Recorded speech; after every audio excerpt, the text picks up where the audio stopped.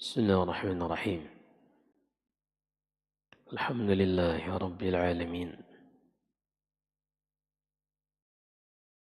حمدا كثيرا طيبا مباركا فيه مباركا عليه كما يحب ربنا ويرضاه. أشهد أن لا إله إلا الله وحده لا شريك له، وأشهد أن محمدا عبده ورسوله،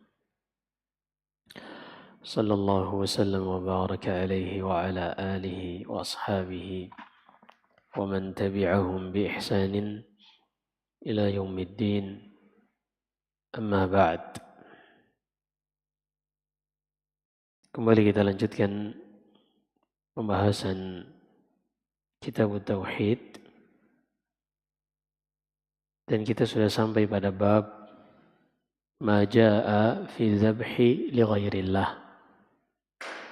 Bab berkaitan tentang dalil-dalil serta hukum yang menjelaskan tentang menyembelih untuk selain Allah Subhanahu wa ta'ala. Beliau akan membawakan dalil-dalil dari Al-Quran sallallahu alaihi wasallam yang menjelaskan tentang hukum menyembelih untuk selain Allah Subhanahu wa ta'ala. Allah berfirman, wa qaulillahi ta'ala, qul inna salati wa nusuki wa mahyaya wa mamati lillahi rabbil alamin la syarika lahu wa bidzalika umirtu wa ana awwalul muslimin. Allah Subhanahu wa ta'ala berfirman di dalam surat Al-An'am, katakanlah wahai Muhammad, sesungguhnya salatku, ibadahku termasuk sembelihanku, hidup serta matiku seluruhnya untuk Allah Subhanahu wa ta'ala Rabbul Alamin. Tidak ada sekutu baginya, dan demikianlah aku diperintah, dan persaksikanlah bahwasanya aku adalah manusia yang pertama muslim berserah diri kepada Allah Subhanahu wa ta'ala. Allah Subhanahu wa ta'ala membimbing Nabi-Nya sallallahu alaihi wasallam di dalam ayat-ayat ini untuk mengumumkan kepada manusia bahwasanya seluruh ibadah, termasuk di dalamnya salat, kemudian menyembelih hewan, ini harus diserahkan hanya kepada Allah Subhanahu wa ta'ala, dan tidak boleh diserahkan kepada selain Allah Subhanahu wa ta'ala. Di antara dalilnya pada ayat ini Allah berfirman, la syarikalah, tidak ada sekutu bagi Allah di dalam salat yang aku lakukan dan penyembelihan yang aku kerjakan. Dan juga pada firman Allah setelahnya yang dibawakan oleh penulis, fasalli li rabbika wanhar, maka salatlah untuk Rabbmu wahai Muhammad dan menyembelihlah. Tentunya ayat di dalam surat Al-Kautsar ini Allah sebutkan di awalnya tentang nikmat yang ia berikan kepada Nabi kita Muhammad sallallahu alaihi wasallam. Allah berfirman, inna a'tainaka al-kautsar, sungguh kami telah berikan kepada engkau wahai Muhammad kebaikan yang banyak. Kemudian kata Allah, dikarenakan kebaikan yang banyak ini yang telah kami berikan kepadamu, maka salatlah hanya untuk Allah, kemudian menyembelihlah untuk Allah Subhanahu wa ta'ala. Karena penyembelihan ini adalah salah satu bentuk kesyukuran. Seorang menyembelih ini adalah salah satu bentuk kesyukuran kepada Allah Subhanahu wa taala. Sebagaimana di hari Idul Adha, dikarenakan nikmat yang Allah berikan kepada manusia, maka hendaklah mereka menyembelih hewan di hari Id. Allah berfirman di dalam surat Al-Hajj, liyadhkuru ismallahi fi ayyamin ma'lumatin ala ma razaqahum min bahimatil an'am. Kata Allah, agar manusia ini banyak menyebut berzikir kepada Allah di hari Id, dikarenakan Allah Subhanahu wa taala telah menganugerahkan bagi mereka banyak nikmat, di antaranya adalah berupa hewan ternak, onta, sapi dan kambing. Maka perhatikan di sini, Allah Subhanahu wa taala itu ketika memberikan nikmat kepada seorang hamba, maka Allah tuntut hamba ini bersyukur kepada Allah Subhanahu wa taala. Karena memang di dalam nikmat yang Allah berikan, Allah menuntut hambanya untuk beribadah. Sebagaimana di dalam ujian yang Allah berikan, Allah juga menuntut hambanya untuk beribadah dalam kondisi tersebut.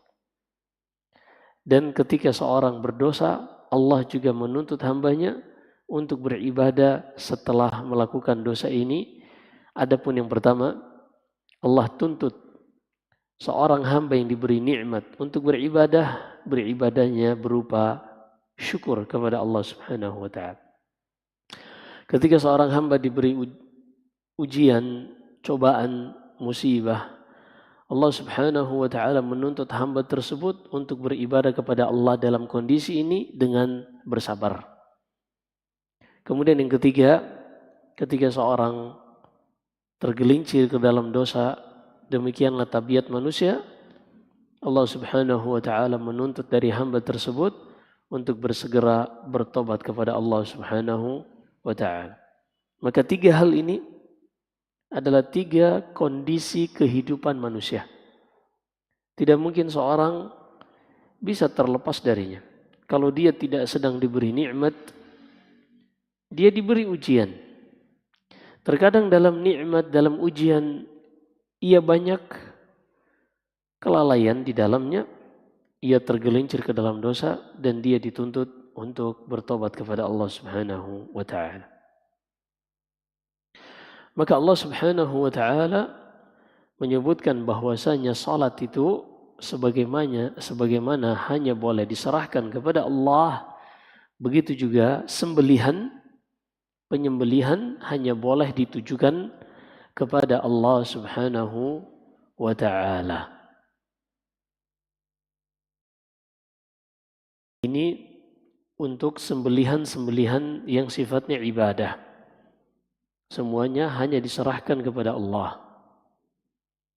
Ada penyembelihan yang seorang ia menginginkan dagingnya. Ada seorang menyembelih tujuannya untuk memanfaatkan daging hewan yang disembelih untuk dimakan atau diberikan kepada tamu. Ini sah-sah saja, semuanya sah. Selama di dalam menyembelihnya ia menyebut nama Allah dan mengalirkan darah dengan memotong minimal 2 selang. Pertama selang udara, yang kedua selang makanan. Ini harus terpotong. Kalau bisa ditambah dengan al-wajdan ada di kanan dan di kiri. Ini pembuluh darah, vena dan arteri yang pembuluh darah dari jantung ke seluruh tubuh dan dari tubuh kembali ke jantung. Kalau empat-empatnya ini dipotong sampai putus, tentunya ini yang paling sempurna. Tapi kalau tidak sanggup dia memotong keempatnya, maka jangan dia kurang dari memotong 2 tadi.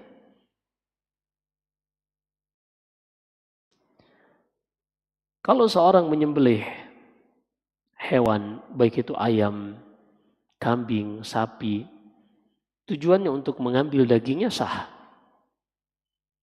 Yang menjadi tercela adalah ketika seorang, sebagaimana dahulu orang-orang jahiliyah, ketika datang pemimpin kabilah mereka, mereka sembelihkan kerbau atau onta, bukan untuk dimakan dagingnya, hanya untuk memuliakan saja.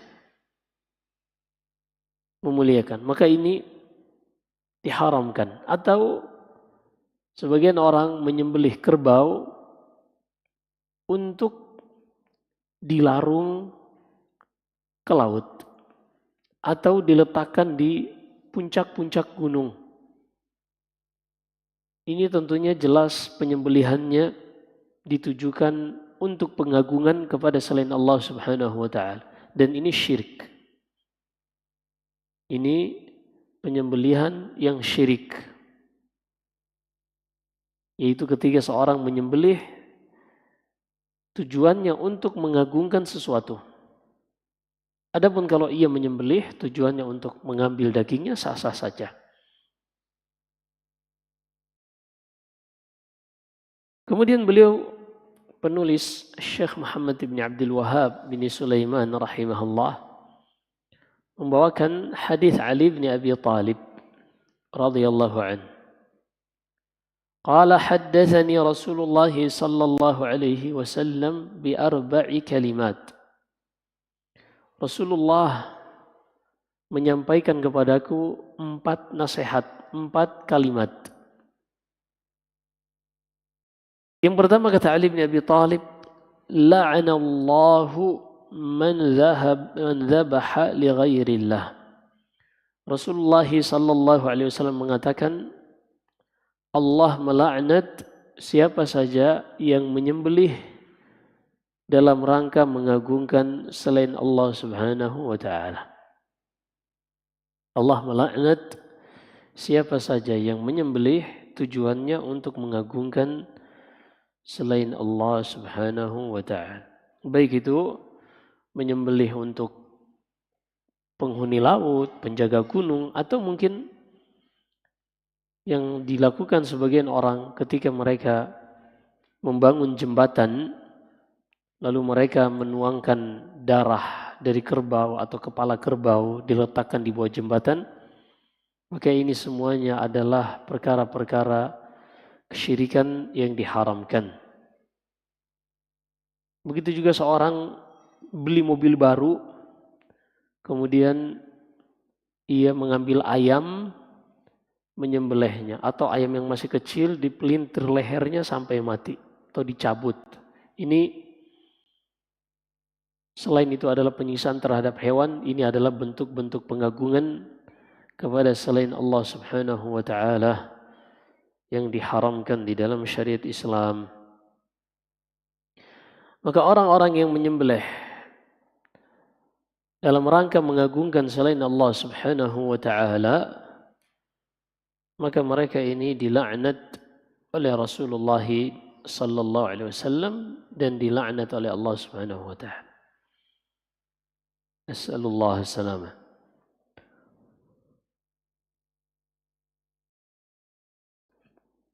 Kemudian kata Nabi sallallahu alaihi wasallam, la'anallah man la'ana walidayh. Allah melaknat orang-orang yang melaknat kedua orang tuanya. Allah melaknat orang-orang yang melaknat kedua orang tuanya. Dalam riwayat lain, la'anallah man yasubbu walidayh. Allah melaknat siapa saja yang mencela kedua orang tuanya.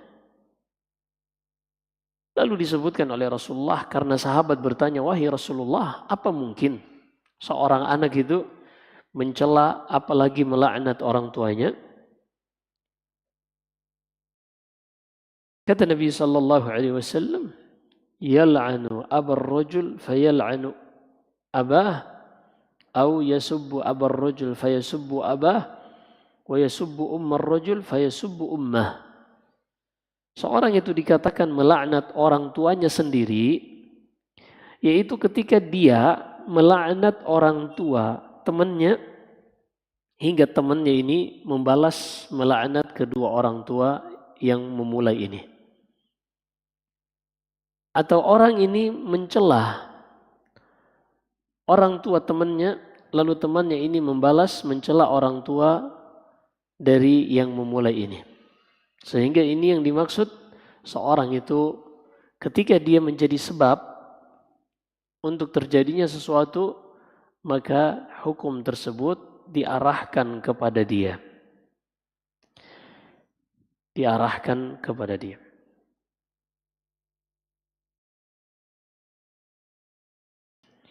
Kemudian kata Nabi sallallahu alaihi wasallam, la'anallahu man awa muhditha. Allah melaknat orang-orang yang memberikan perlindungan suaka politik kepada muhdits. Muhdits ini bisa berarti pelaku bid'ah. Muhdits ini bisa berarti pelaku kerusakan, baik itu kerusakan akhlak, menyebarkan maksiat. Ini muhdits. Maka siapa saja yang memberikan perlindungan kepada para perusak ini, mereka dilaknat oleh Allah Subhanahu wa ta'ala.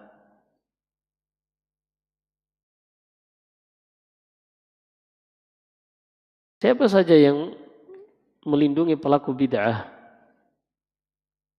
yang memberikan bantuan, yang memberikan suaka politik misalnya, maka mereka ini dilaknat oleh Allah Subhanahu wa ta'ala. Kemudian yang keempat, la'anallahu man ghayyara manaral ard. Allah melaknat orang yang mengubah batas-batas tanah. Manaral ard, biasanya dahulu orang-orang untuk mengetahui batas tanahnya dengan tetangganya, mereka menggunakan tanda-tanda tertentu. Ada pohon tertentu yang dikenal bahwasanya pohon ini menjadi pembatas-pembatas tanah. Maka siapa saja yang mengubah batas-batas tersebut dilaknat oleh Allah Subhanahu wa ta'ala.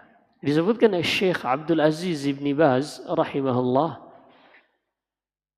laknat ini juga mencakup orang-orang yang mengubah petunjuk-petunjuk jalan atau petunjuk-petunjuk tempat yang memberikan kemaslahatan bagi kaum muslimin dan mengubahnya memberikan keburukan bagi kaum muslimin. Misalnya ada petunjuk jalan. Petunjuk jalan ini sangat dibutuhkan oleh masyarakat. Seperti yang kita tahu, ada kaca cembung, biasanya di pertigaan. Kaca cembung ini sangat dibutuhkan oleh masyarakat agar mereka tidak tabrakan ketika papasan ini, agar tidak ada kecelakaan.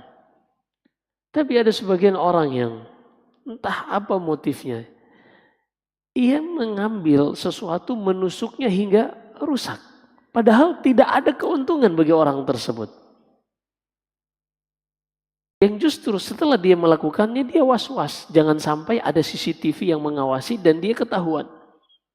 Jadi ada sebagian orang, na'udzubillah, mereka itu sudah tidak mengetahui lagi apa motivasi melakukan kerusakan. Apa motivasinya melakukan maksiat. Udah gak tahu lagi. Mereka hanya menjalani dorongan hawa nafsu, menjalani dorongan-dorongan kejelekan yang ada di dalam diri mereka. Atau sebagian membuat tulisan-tulisan sehingga menghalangi orang memanfaatkan cermin cembung tadi. Maka ini termasuk yang dilaknat oleh Allah Subhanahu wa taala, disebutkan Syekh Abdul Aziz bin Baz rahimahullah. Hadis yang kita sebutkan ini diriwayatkan oleh Imam Muslim rahimahullah. Kemudian yang berikutnya.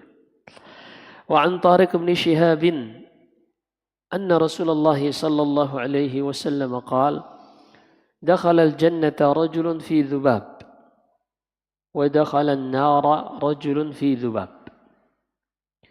Rasulullah menceritakan ada seorang yang dia masuk surga sebabnya karena seekor lalat. Ada seorang masuk surga sebabnya karena seekor lalat. Dan ada juga seorang yang dimasukkan ke dalam neraka sebabnya adalah karena seekor lalat juga. Maka para sahabat bertanya, "Wa kaifa dzalika ya Rasulullah?" Kok bisa seperti itu wahai Rasulullah? Kemudian Rasulullah sallallahu alaihi wasallam menjelaskan, adapun yang pertama, jadi ada suatu daerah ini orang-orang di tempat tersebut mereka memiliki patung yang mereka sembah. Daerah mereka ini mereka tidak mengizinkan siapapun untuk melewati daerah ini kecuali setelah mereka berikan persembahan kepada patung mereka ini. Persembahan berupa hewan yang disembelih. Maka lewatlah. Ada dua orang yang lewat. Orang pertama lewat. Ketika ia sampai ke gerbang desa ini, orang-orang desa tersebut mengatakan, "Qarib, ayo berikan persembahanmu untuk patung kami." Orang ini mengatakan, "Ma kuntu liuqarriba syai'an li ahadin, ma 'indi syai'in liuqarrib." Aku tidak memiliki sesuatu yang bisa aku gunakan untuk persembahkan kepada patung kalian ini. Aku punya hewan yang bisa disembelih untuk hewan kalian ini. Lalu mereka mengatakan, "Qarrib walau dzubaban." Kalau begitu, sembelihlah walaupun hanya seekor lalat. Gimana nyembelih lalat itu? Pisaunya harus pakai pisau bedah. Sembelihlah walaupun lalat. Nah, di sini mengajarkan kepada kita bahwasanya disinilah peran niat. Bahwasanya terkadang seorang perbuatannya itu hal yang remeh. Tapi ketika dimulai dari niat yang besar, nilainya di sisi Allah pun besar. Maka orang ini ketika dikatakan kepadanya, "Ayo sembelihlah walaupun hanya seekor lalat." Ia mengatakan, "Aku tidak mungkin menyembelih untuk selain Allah. Mustahil. Aku seorang muslim, seorang yang mentauhidkan Allah, mengesahkan Allah. Mustahil aku menyembelih untuk selain Allah." Akhirnya mereka pun membunuh orang ini. Dan orang ini pun Allah masukkan ke dalam surganya. Ya, di dunia ia terlihat jasadnya kaku, dihinakan oleh orang-orang penduduk desa tersebut. Tapi di sisi Allah Subhanahu wa taala ia tinggi berada di surga. Kemudian orang yang kedua ini ketika ia lewat sampai di gerbang desa tersebut, orang-orang yang berada di desa ini mengatakan, "Qarib, ayo berikan persembahanmu berupa sembelihan untuk patung kami ini." Qala ma 'indi syai'un liqarrib. Ia mengatakan, aku tidak memiliki sesuatu yang dengannya aku bisa berikan untuk kalian. Lalu mereka mengatakan, qarrib walau dzubaban. Kalau begitu sembelihlah walaupun hanya seekor lalat yang engkau akan berikan sebagai persembahan bagi patung kami. Akhirnya orang tersebut, karena dia sudut pandangnya hanya dunia saja, apa sih nilainya cuma seekor lalat? Ia pun menyembelih lalat ini dengan niat untuk pengagungan terhadap patung mereka. Kata Nabi sallallahu alaihi wasallam, "Fakhallau sabilahu fadakhalan nar." Orang-orang di desa tersebut yang berada di perbatasan tersebut membiarkan orang ini lewat. Kenapa? Karena dia sudah memberikan persembahan kepada patung mereka walaupun itu hanya berupa seekor lalat. Karena memang di sini kita lihat pentingnya amalan hati. Dan bahwasanya kesyirikan itu bukan hanya pada semata-mata seorang melakukan, tapi ketika hatinya sudah mengagungkan kepada selain Allah, maka dia telah terjatuh kepada kesyirikan, walaupun mungkin perbuatan fisiknya perkara yang remeh, yang dianggap oleh sebagian orang ini hal yang tidak ada nilainya. Tapi demikianlah ketika hati seseorang sudah melakukan kesyirikan, maka dinilai di sisi Allah sebagai kesyirikan wal'iyadu billah. Dikatakan Syekh Hafidh Ibn Ahmad Al-Hakami rahimahullah, "Wala nukaffir bil ma'asi mu'mina illa ma'istihlalihi lima jana." Ahli sunnah itu di antara akidah mereka, mereka tidak pernah mengkafirkan kaum muslimin dikarenakan dosa besar yang mereka lakukan. Kecuali kalau seorang yang melakukan dosa ini, ia menghalalkan dosa tersebut. Misalnya seorang berzina, wali'iyadu billah, dan dia anggap zina itu adalah sesuatu yang halal, legal bagi dia. Maka ketahuilah orang seperti ini dia kafir. Baik dia berzina ataupun tidak berzina, tidak akan mempengaruhi hukumnya. Mungkin dia mengatakan saya tidak mau berzina karena zina itu, seks bebas itu adalah salah satu sebab AIDS misalnya, penyakit-penyakit menular. Maka dia tidak berzina. Tapi dia mengatakan zina itu halal. Maka orang seperti ini kafir walaupun dia tidak berzina. Maka di sini pentingnya amalan hati seorang itu harus mengetahui bagaimana cara menjaga hatinya. Harus mengetahui bagaimana cara benar-benar mengagungkan Allah Subhanahu wa taala dan merealisasikan tauhid di dalam hatinya. Ini hadis-hadis berkaitan tentang menyembelih kepada selain Allah Subhanahu wa taala. Kita lanjutkan pada bab setelahnya. Setelah bab tentang larangan menyembelih kepada selain Allah, penulis membawakan babun au babu la yudbahu lillahi bimakanin yudbahu fihi li ghairillah. Bab larangan untuk menyembelih di suatu tempat yang mana di tempat tersebut juga disembelih untuk selain Allah. Bab larangan untuk seorang menyembelih di suatu tempat yang mana di tempat tersebut juga orang-orang melakukan penyembelihan untuk selain Allah Subhanahu wa taala.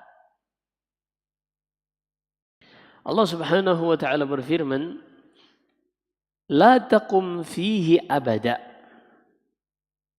La masjidun ussisa 'ala at-taqwa min awwali yawmin ahaqqu an taquma fihi. Fihi rijalun yuhibbuna ay yatatahharu wallahu yuhibbul mutahhirin."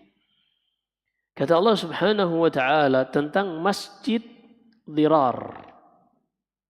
Masjid Dirar ini masjid yang dibangun di Madinah oleh orang-orang munafik. Tujuannya untuk memecah belah persatuan kaum muslimin. Maka Allah Subhanahu wa taala ingatkan kepada Rasulnya La taqum fihi abadah. Jangan engkau salat di masjid tersebut.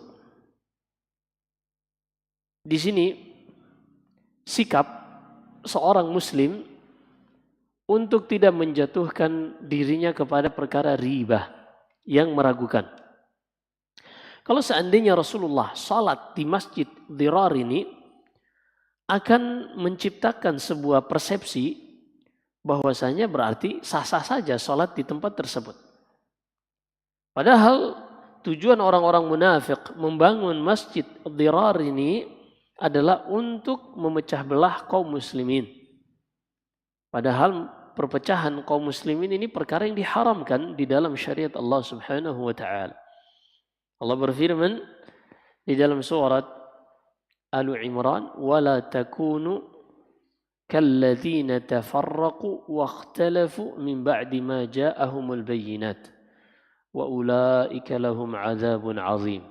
Wahai orang-orang beriman, janganlah kalian menjadi seperti ahlul kitab sebelum kalian yang mereka berselisih, berpecah belah hingga menjadi berkelompok-kelompok.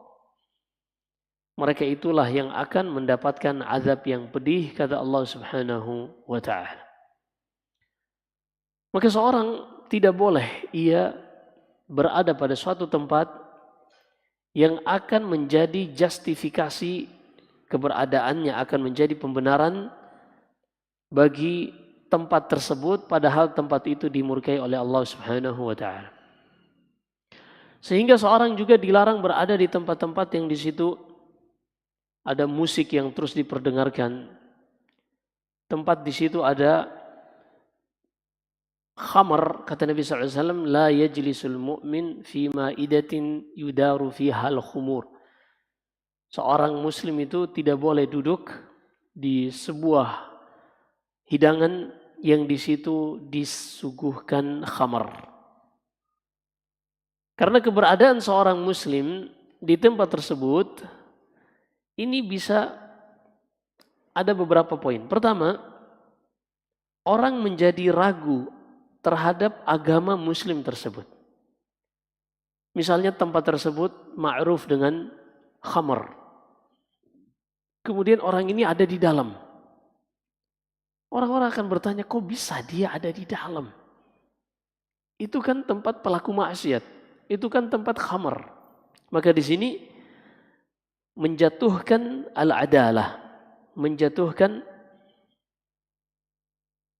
kredibilitas orang tersebut. Sehingga hadisnya tertolak. Ucapannya harus di cross check terlebih dahulu. Dan persaksiannya tidak diterima karena dikhawatirkan dia bagian dari para pelaku maksiat di tempat tersebut sehingga dia dihukumi fasik. Ini poin pertama. Poin yang kedua, ketika ada seorang muslim yang dia seorang yang terkenal menjaga agamanya, baik itu karena penampilannya, jenggotan misalnya, celana cingkrang, tapi dia ada di tempat tersebut.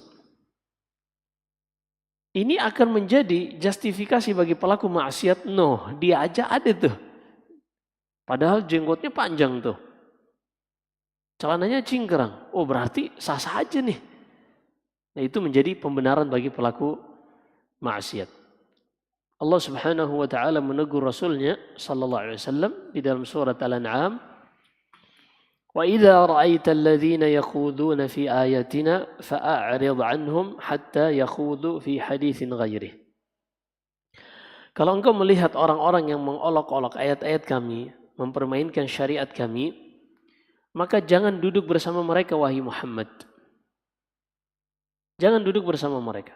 Wa imma yunsiyannaka syaitan fala taq'ud ba'da dzikra ma'al qaumil zalimin. Kalau seandainya syaitan membuatmu lupa, sudah terlanjur berada pada kondisi di tengah-tengah mereka, ketika engkau teringat maka segera bangkit, tinggalkan tempat tersebut dan jauhi mereka. Ini sikap seorang muslim di dalam perkara-perkara yang bisa membuat keraguan di dalam agamanya. Maka Nabi SAW dilarang untuk salat di masjid dirar. Karena akan menjadi pembenaran bagi perbuatan mereka dan juga akan membuat ragu kaum muslimin yang lain. Kemudian an Thabit bin Dhahhak radhiyallahu anhu qala nadara rajulun an yanhara ibilan bibuwanah. Dari Thabit bin Dhahhak, ia mengatakan dahulu di zaman jahiliyah ada seorang yang bernazar ia akan menyembelih onta di sebuah tempat yang bernama Buwanah. Maka ia pun ditanyakan kepada Nabi SAW tentang nazar tersebut. Rasulullah bertanya kepada para sahabat, hal kana fiha wathanun min awthanil jahiliyah? Apakah di tempat Buwana ini ada patung atau objek-objek yang dijadikan sebagai tempat atau untuk beribadah, dijadikan objek yang diibadahi oleh orang-orang musyrikin? Para sahabat mengatakan, enggak ada wahai Rasulullah. Kemudian Rasulullah bertanya yang kedua, apakah di tempat tersebut mereka jadikan sebagai tempat Id? Tempat Id itu tempat yang mereka agungkan dan mereka selalu mengulanginya. Jadi dikatakan Id, sesuatu perayaan atau sesuatu yang dijadikan syiar yang mereka mengulanginya, yang sifatnya itu berulang. Itulah dikatakan Id. Lalu kata para sahabat, tidak juga wahai Rasulullah. Maka kata Rasulullah sallallahu alaihi wasallam, "Aufi binadhrik, fa innahu la wafa'a linadhrin fi ma'siyatillah wala fi ma la yamliku ibnu Adam." Penuhi nazarmu.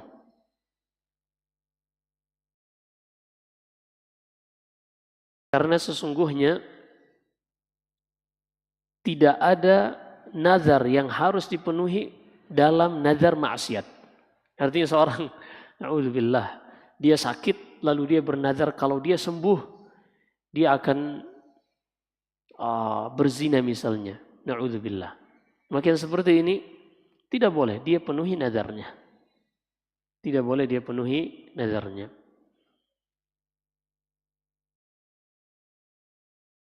Kemudian dan juga nazar itu tidak perlu dipenuhi pada perkara yang tidak disanggupi oleh manusia. Misalnya dia bernazar, kalau aku sembuh, aku akan jalan kaki ke bulan. Iya, aku akan jalan kaki ke bulan misalnya. Mungkin enggak? Enggak mungkin. Maka yang seperti ini, ketika dia sudah bernazar dan dia menjazam nazarnya dan tidak bisa dia penuhi, maka dia membayar kafaratul yamin. Membayar denda berpuasa atau memberi makan 10 orang atau memberi pakaian atau memerdekakan budak kalau dia tidak sanggup baru puasa 3 hari. Nah, itu konsekuensi jika seorang bernazar namun dia tidak bisa memenuhinya. Atau seorang bernazar misalnya, nanti kita akan bahas setelahnya bab tentang nazar. Lebih detail bab tentang nazar. Seorang bernazar misalnya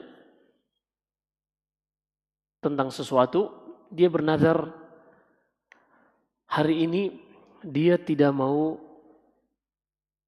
makan ikan misalnya. Ternyata ibunya masak ikan, enak lagi. Apakah dia batalkan nazarnya? Karena ibunya senang kalau anaknya makan makanan yang dimasak ibunya.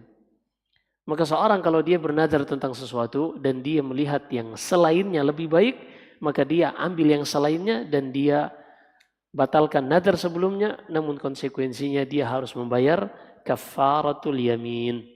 Dia membayar denda sebagaimana denda sumpah. Yaitu memberi makan 10 orang miskin atau memberi pakaian untuk mereka atau memerdekakan budak. Kalau dia tidak sanggup, maka dia berpuasa 3 hari. Nah, maka seorang tidak boleh menyembelih di suatu tempat yang di situ juga disembelih untuk selain Allah Subhanahu wa taala. Begitu juga makanya RPH rumah potong hewan ini dikhususkan untuk muslim. Dikhususkan untuk muslim dan alhamdulillah pemerintah kita juga memasang standar sertifikasi halal pada RPH ini. Karena tidak boleh digabungkan di suatu tempat, di situ disembelih untuk selain Allah dan juga disembelih untuk Allah Subhanahu wa taala. Nah. Baik. Ini dua bab tentang penyembelihan. Kita sudah selesai membahasnya. Baik, kita jawab beberapa pertanyaan yang masuk insyaallah. Ahsanallahu ilaikum Ustaz wa ahsana ilaikum. Izin bertanya, ada salah satu wanita ngajar atau di rumahnya dia buka rumah Quran. Awalnya dia bilang kalau rumah ini biar berkah ngajar ngaji anak-anak. Tidak ambil biaya dan minta donatur dari teman-teman berupa Al-Quran. Meja belajar dan lain-lain yang di kota tempatnya dia kajian karena posisi wanita ini di kampung belum ada yang ngaji atau kajian sunnah. Lalu ngundang ustadzah guru tahsin wanita tersebut untuk ceramah ngasih motivasi kepada ibu-ibu yang anaknya belajar tahsin. Lalu ngundang juga ustadzah dari kota. Wanita ini juga ngundang sebagian ibu-ibu di desa itu, tetapi jarang yang mau. Misalkan ada itu pun sedikit. Esoknya ngundang lagi, didatangi satu persatu yang hadir beda lagi orangnya, itu sudah berulang-ulang. Kemarin ana dengar wanita ini minta bantuan alias donatur sampai seperti meminta-minta ke teman-teman. Baik yang satu kajiannya di kota ataupun di kota lain, katanya dengan alasan meluluhkan hati ibu-ibu biar mau ngaji. Meminta donasi itu sekarang sering sekali, bahkan meminta ke rumah orang-orang yang kaya agar jadi donatur setiap bulannya. Serta yang awal anak-anak belajar tahsin tidak dikenakan biaya, sekarang diminta biaya. Bagaimana dengan yang demikian? Mohon penjelasannya. Jazakallah khairan. Nah, pertama kita harus bedakan antara dua hal, yaitu antara al-ja'al atau al-ju'il dengan al-ujrah. Ada namanya al-ju'ul. Al-ju'ul ini suatu upah yang diberikan dikarenakan manfaat yang didapatkan. Suatu upah yang diberikan dikarenakan manfaat yang diberikan. Misalnya, ketika dokter memberikan resep obat kepada pasien tersebut, maka dokter ini boleh menerima balasan al-ju'ul.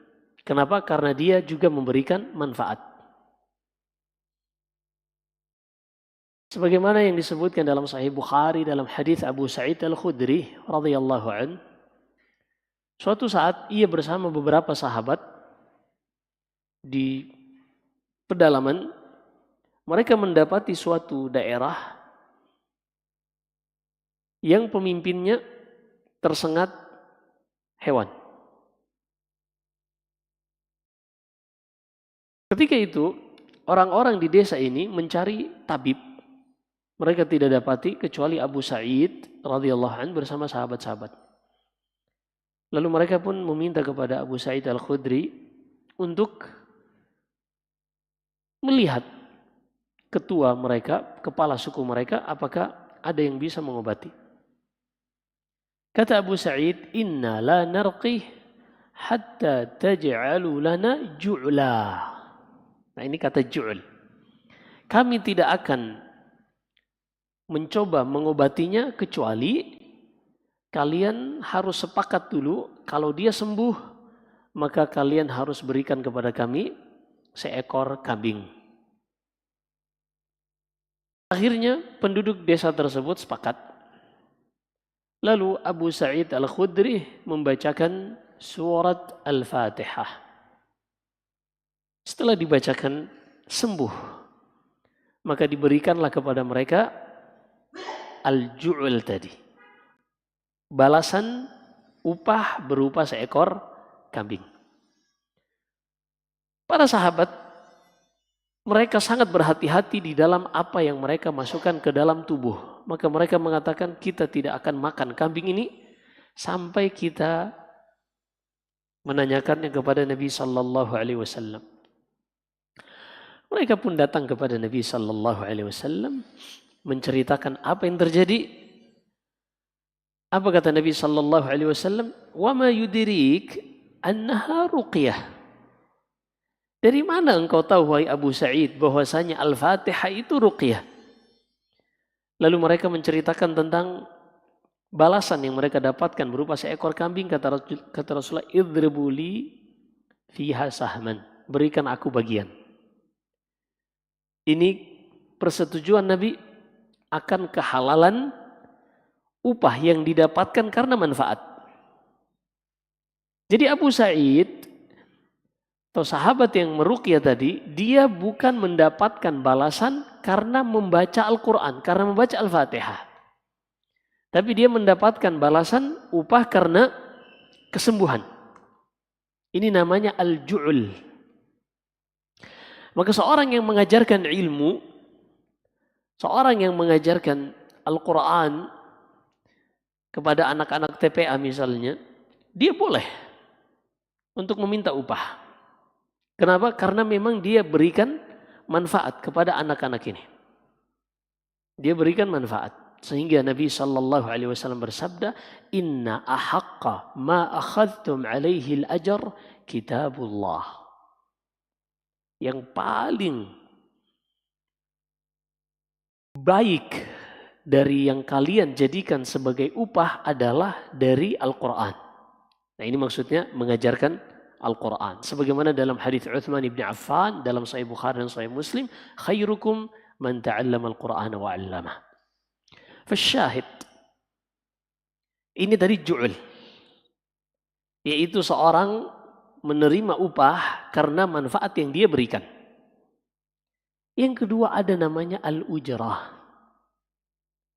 Al-ujrah ini tarif yang ditetapkan oleh seseorang yang dia mau melakukan atau tidak melakukan tetap dituntut untuk hal tersebut. Misalnya gini, seperti al-mughanni, penyanyi. Penyanyi, apa manfaat yang dia berikan kepada? Enggak ada manfaatnya. Dia hanya menghibur. Maka dia ini mendapatkan ujrah. Begitu juga al-kahin, dukun. Dukun ini tidak ada manfaat yang dia berikan. Tapi orang yang datang pasti langsung bayar dukunnya. Begitu juga pelacur, wal'iyadzubillah, ujratul baghi. Pelacur ini tidak ada manfaat yang dia berikan. Ini keburukan yang dia berikan. Tapi siapa saja yang pakai jasanya, maka harus dibayar. Jadi pada al-ujrah ini, pada jasanya, bukan manfaatnya. Yang perkara seperti ini tidak boleh seorang mengambil ujrah dari Al-Quran. Seperti misalnya, seorang menjadi imam atau khatib Jumat atau imam sholat Jumat misalnya. Dia nggak boleh memasang tarif. Saya nggak mau jadi khatib kecuali ente bayar sekian. Anda punya ofisial, Anda punya kameramen, Anda punya banyak yang harus banyak yang harus digaji. Jadi anak nggak mau maju kecuali, apalagi anak punya followers sekian, kalau anak khutbah di tempat antum jadi terkenal. Sekalian ngendorse gitu. Yang seperti ini nggak boleh. Nggak boleh seorang mengambil ujrah dari Al-Quran. Karena mau dia khutbah Jumat di situ atau tidak khutbah Jumat, mau dia sholat Jumat di situ atau tidak sholat Jumat, tetap dia harus sholat Jumat, tidak? Harus. Nggak ada manfaat yang dia berikan kepada orang lain.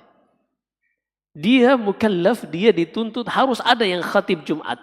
Karena dia yang berilmu, dia wajib untuk khutbah Jumat. Ada seorang dia sholat, dia ngimamin, dia beribadah kepada Allah, pahalanya diharapkan dari Allah. Kenapa dia harus memasang tarif kepada orang lain? Ini nggak boleh. Jadi bedakan antara al-ju'l dan al-ujarah. Ini disebutkan Syekh Abdul Salam Asy-Syu'air hafizahullah. Maka seorang meruqyah, dia bukan mengambil upah dari bacaannya, tapi dia mengambil upah dari hasilnya. Seperti itu. Maka dari yang ditanyakan ketika sang ibu ini mau mengajarkan Al-Quran di desanya, jazakallah khairan. Kita berterima kasih, walhamdulillah. Kalaupun dia mau mengambil upah, silakan, tidak mengapa, karena memang yang dia ajarkan adalah kebaikan. Kalau dia ingin minta donasi, walaupun kita orang yang paling mentahdzir, memperingatkan dari donasi ini, tapi ketika kondisinya di desa, silakan, tidak mengapa dia mengambil donasi kalau memang dia tidak memiliki pemasukan-pemasukan yang bisa membantunya untuk hal tersebut. Jadi kita harus bedakan antara kebutuhan pribadi dengan kebutuhan dakwah. Terkadang di dalam Islam ini ada sebagian orang yang dibiayai oleh kaum muslimin agar syiar Islam ini tetap tegak. Contohnya, di dalam surat At-Taubah Allah sebutkan tentang mustahiq az-zakah, tentang orang-orang yang berhak menerima zakat. Di antaranya adalah innamas shadaqatu lil fuqara wal masakin wal 'amilina 'alaiha. Di antara yang berhak menerima zakat adalah amil. Amil petugas zakat. Nah, amil ini sekaya apapun dia tetap berhak menerima zakat. Kenapa? Disebutkan oleh para ulama agar syiar zakat ini tetap tegak. Jadi harus ada yang digaji, yang bekerja secara profesional agar zakat ini tetap terselenggara. Walaupun mereka niatnya untuk duit, iya nggak apa-apa, yang penting zakat tetap terselenggara. Ustadz, tapi kan dia donasinya udah kelebihan, dia donasinya itu jadinya kayaknya mencari keuntungan dari situ. Lah ini kan kayaknya nih, kayaknya dia mencari keuntungan dari situ Ustadz. Kita harus paham, kalau seandainya dia mencari keuntungan untuk dirinya sendiri, maka dia tercelah. Karena meminta-minta itu tercela.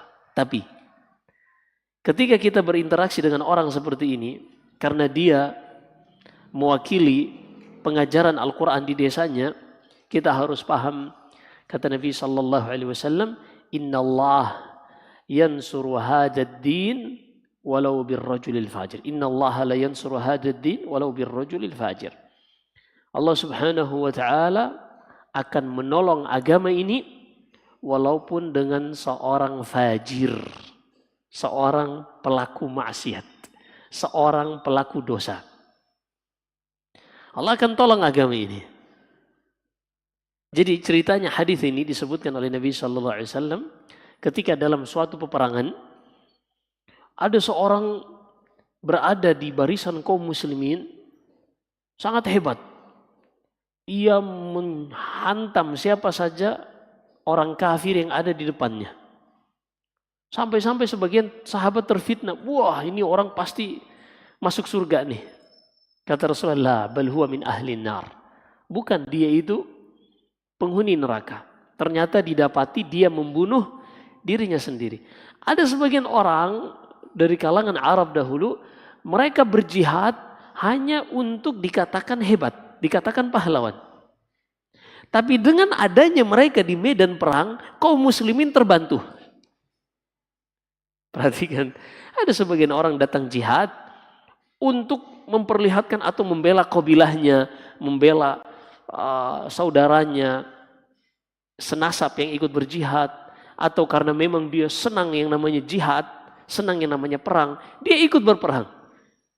Dia ikut membunuh orang kafir. Diuntungkan tidak kaum muslimin? Diuntungkan.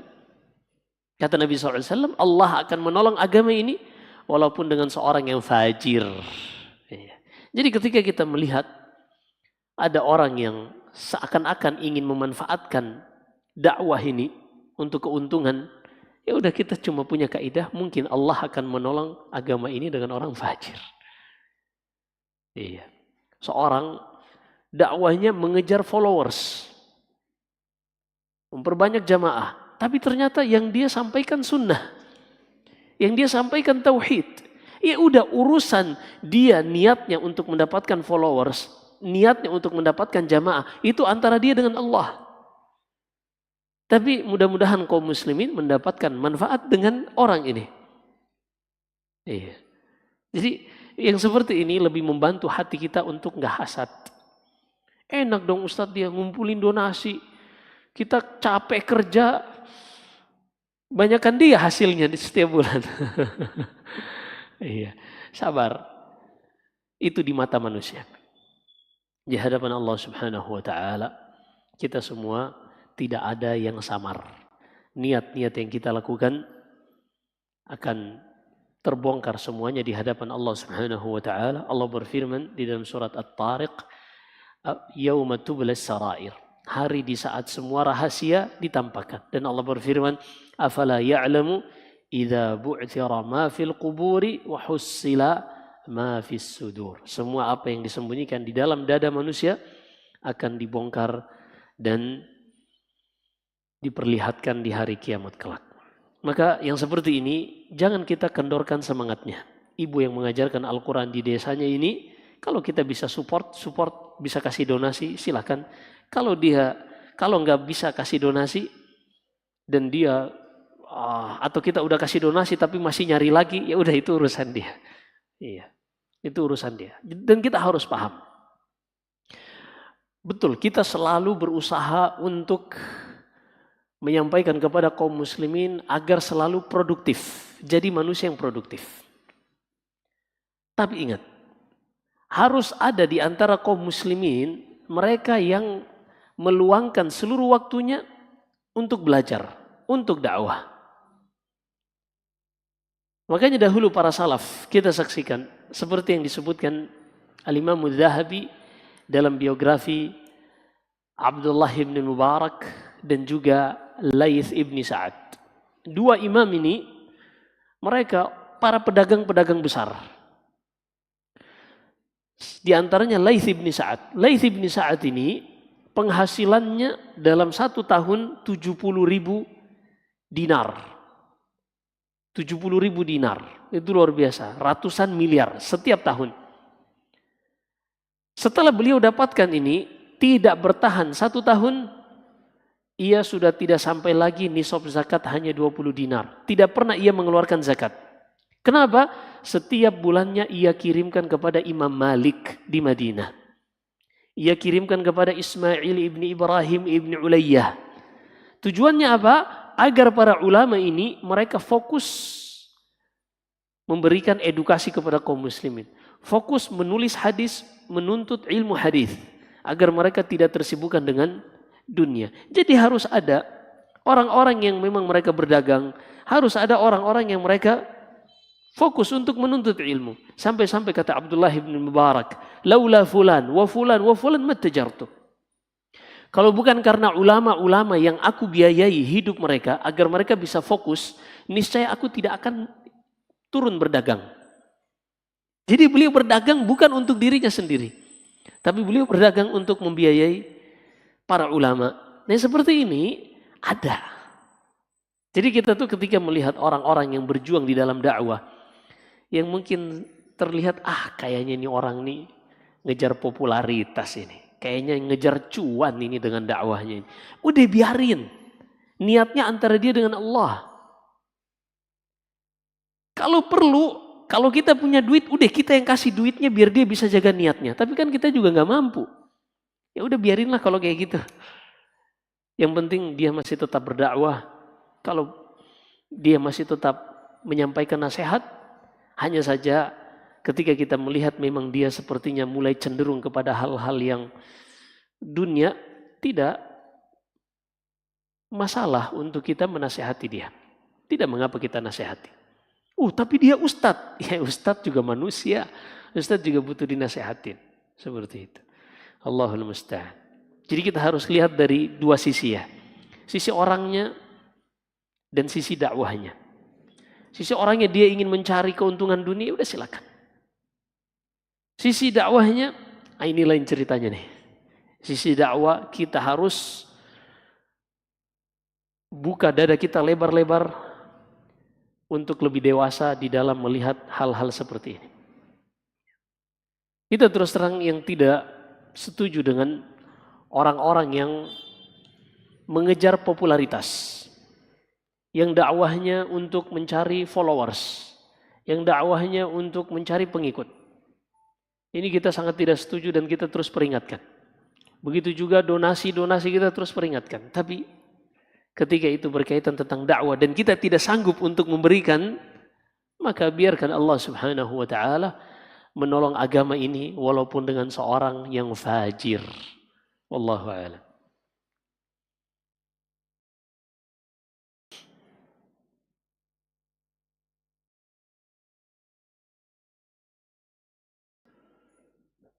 Bismillah Ustaz. Semoga Allah mengampuni semua dosa. Ustaz. Ayo. Bismillah Ustaz. Allah mengampuni semua dosa kecuali syirik. Itu maksudnya apakah selamanya Allah tidak mengampuni hambanya yang pernah melakukan kesyirikan? Apakah tobat yang pernah melakukan kesyirikan diterima? Tapi Ustadz mengatakan Rasulullah melarang sholat di masjid dirar, dilarang sholat di masjid. Di lingkungan saya tinggal tidak ada masjid yang sunnah. Jika keluarga saya sholat di masjid biasa, jadi keluarga saya sholat di masjid biasa. Bahkan masjid tersebut sering dijadikan tempat acara-acara yang tidak sesuai syariat dan seterusnya. Bagaimana? Baik, kita jelaskan terlebih dahulu tentang kesyirikan. Allah berfirman pada dua tempat di dalam surat An-Nisa, Innallaha la yaghfiru ay yushraka bih. Allah itu tidak akan mengampuni dosa menyekutukan ia dengan selainnya. Dosa syirik itu dosa yang tidak akan Allah ampuni. Siapa saja yang melakukan kesyirikan Allah tidak ampuni jika dia meninggal di atas kesyirikan. Jadi ini penyebutan tentang objek kesyirikan. Itu Allah tidak akan ampuni. Tapi pada subjeknya Allah sebutkan di surat Az-Zumar, Qul ya ibadiyalladzina asrafu ala anfusihim la taqnatu min rahmatillah innallaha yaghfiru dzunuba jami'an. Katakan kepada hambaku wahai Muhammad, wahai manusia-manusia yang telah melampaui batas terhadap diri mereka sendiri, jangan kalian berputus asa karena Allah itu mengampuni seluruh dosa. Nah, pada ayat ini yang Allah sebutkan mengampuni seluruh dosa. Ini pada subjek. Seorang yang melakukan dosa selama nyawanya belum sampai di tenggorokan dan matahari belum terbit dari sebelah barat, maka dia masih diampuni. Adapun objeknya yaitu kesyirikan, Allah tidak akan ampuni. Sehingga kalau ada seorang meninggal dengan membawa dosa kesyirikan yang ia belum bertobat darinya, Allah tidak akan ampuni. Allah berfirman dalam surat Al-Maidah, Innahu may yusyrik billahi faqad harramallahu alaihil jannah. Siapa saja yang melakukan kesyirikan, Allah haramkan baginya dosa. Allah haramkan baginya neraka. Allah haramkan baginya surga. Nah, wa ma'wahun nar, dan tempat kembalinya di neraka. Siapa saja yang melakukan kesyirikan, Allah haramkan baginya surga dan tempat kembalinya di neraka. Jadi itu ya, bedakan antara subjek dan objeknya. Kemudian yang kedua, tentang masjid biasa. Semua masjid biasa aja. Bukan itu yang dimaksud dengan masjid tirar. Masjid-masjid yang di tengah-tengah komplek, di tengah-tengah perumahan kaum muslimin, sholat di situ, alhamdulillah. Sholat, nggak ada masalah. Apalagi di negeri kita ini paling mentok. Orang awam kita, mereka adalah pengikut madhab Syafi'i. Di dalam sholat mereka, pengikut madhab Syafi'i. Adapun setelah salam, yang mereka tambah-tambahkan itu sudah di luar sholat. Kalau mau pergi langsung pergi. Tapi selama dari takbiratul ihram sampai salam, ini mereka mengikuti madhab Syafi'i. Sehingga tidak masalah seorang untuk sholat di masjid-masjid orang awam. Demikian wallahu a'lam. Baik, ada satu pertanyaan lagi.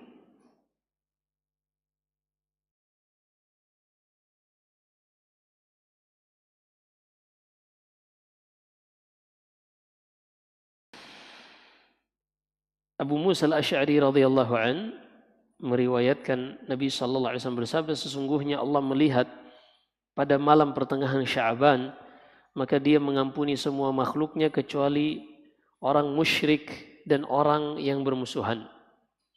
Naam, disebutkan dalam tentang keutamaan malam pertengahan Sya'ban ini Ibnu Majah rahimahullah, dan sanadnya sahih, disebutkan Syekh Al-Albani dalam silsilah sahihah dengan lafaz innallaha yattali'u, Allah itu melihat kepada manusia di pertengahan malam, di malam pertengahan Sya'ban ini. Kemudian Allah akan ampuni setiap hamba yang tidak melakukan kesyirikan kecuali orang-orang yang bermusuhan. Di bulan Sya'ban ini bulan diangkatnya amalan, sebagaimana dalam hadis Aisyah,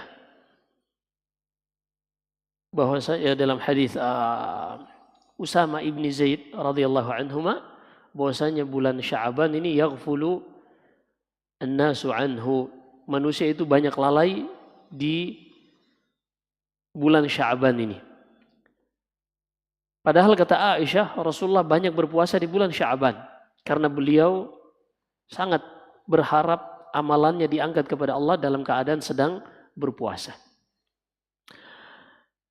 Ini keutamaan, begitu juga di pertengahan malam Sya'ban.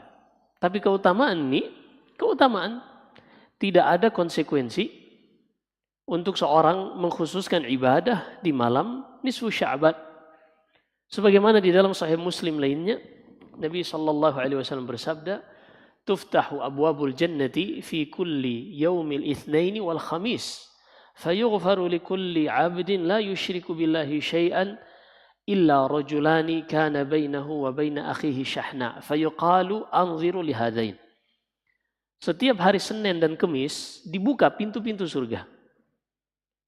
Setiap hari Senin dan Kamis dibuka pintu-pintu surga dan akan diampuni siapa saja yang tidak melakukan kesyirikan, kecuali dua orang yang saling bermusuhan. Maka dikatakan kepada malaikat yang mencatat pengampunan hamba, tangguhkan kedua orang ini. Tangguhkan kedua orang ini sampai mereka berdamai kembali.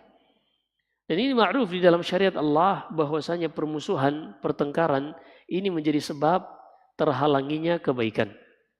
Bahkan malam Lailatul Qadar itu sebelumnya ma'ruf, diketahui. Tapi suatu saat ketika Rasulullah keluar, ada dua orang yang sedang bertengkar, maka ilmu tentang kapan Lailatul Qadar pastinya diangkat oleh Allah. Itu juga karena permusuhan. Maka seorang berusaha untuk menghilangkan permusuhan dari saudaranya. Bukan cuma malam nisfu Sya'ban saja.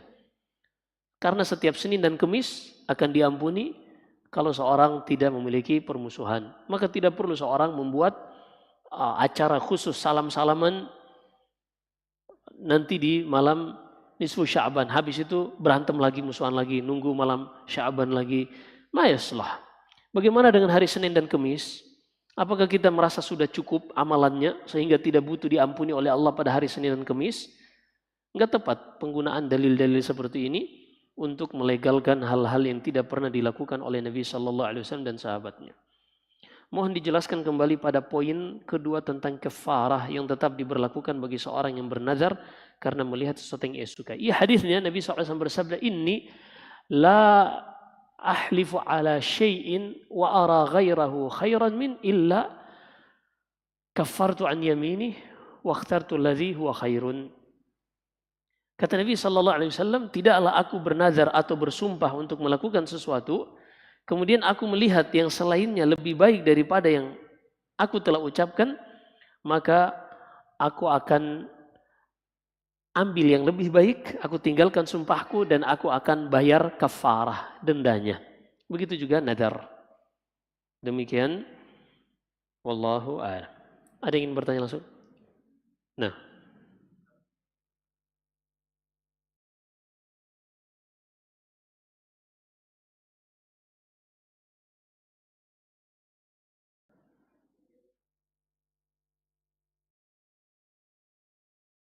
dia sujud sahwi. Naam, di dalam madhab Syafi'i, di antara yang disyariatkan sujud sahwi adalah karena meninggalkan sunnah. Karena mereka menganggap duduk tasyahud awal itu sunnah. Dan Nabi SAW pernah terlewatkan tasyahud awal dan beliau sujud sahwi. Karena di dalam madhab Syafi'i tidak ada wajibatus shalah. Wajib-wajib salat itu nggak ada. Mereka hanya rukun dan sunnah. Intinya ini ada sedikit pembahasan dalam madhab Hambali, madhab Syafi'i.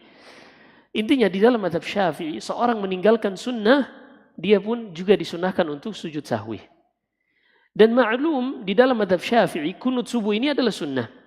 Hadisnya hadis Anas bin Malik, lam yazal Nabi sallallahu alaihi wasallam yaqnutu fil fajri hatta faraqat dunya. Rasulullah itu terus kunut subuh sampai meninggal.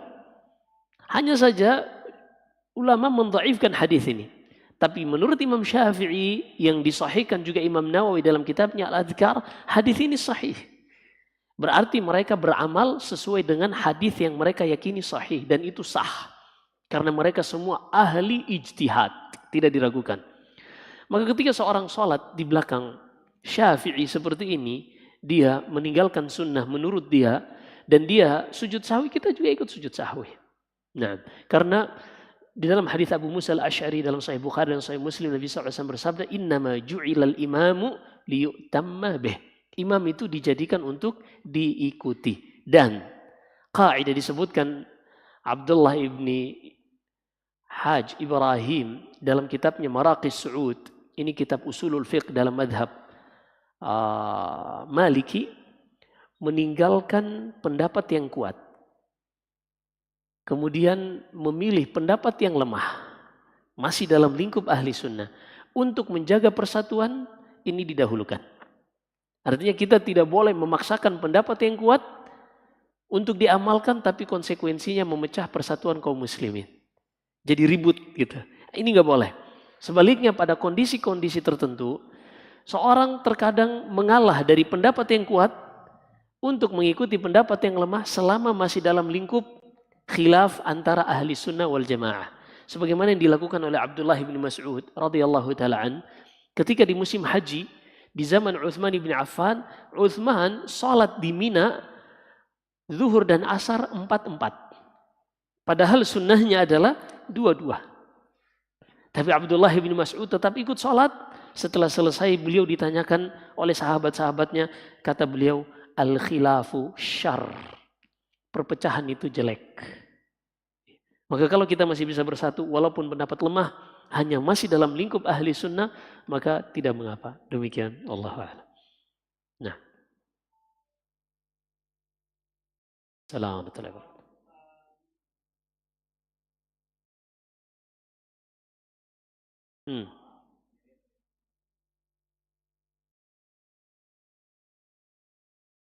Ya masalah insya Allah. Karena memang dia niatnya untuk daging dan nadarnya untuk Allah Subhanahu wa taala. Nanti babnya tentang nadar insya Allah taala pada bab setelahnya. Baik. Ada lagi? Nah.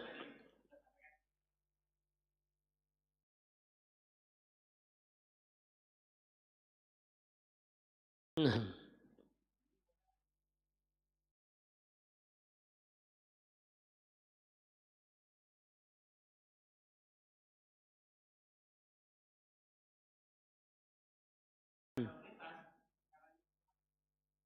Jadi muter. Nah, mereka tetap wajib mengikuti arah aturan dan mereka lebih dapat banyak pahala insya Allah karena langkah kakinya lebih banyak. Demikian. Allahu a'lam. Baik, ini bisa kita sampaikan. Jika ada benar semata-mata dari Allah Subhanahu wa taala, jika ada kesalahan dan kekurangan dari saya, wa astaghfirullah li wa lakum. Sallallahu alaihi wa baraka nabiyina Muhammad subhanakallahumma bihamdik asyhadu an la ilaha illa anta astaghfiruka wa atubu ilaik. Wassalamualaikum warahmatullahi wabarakatuh.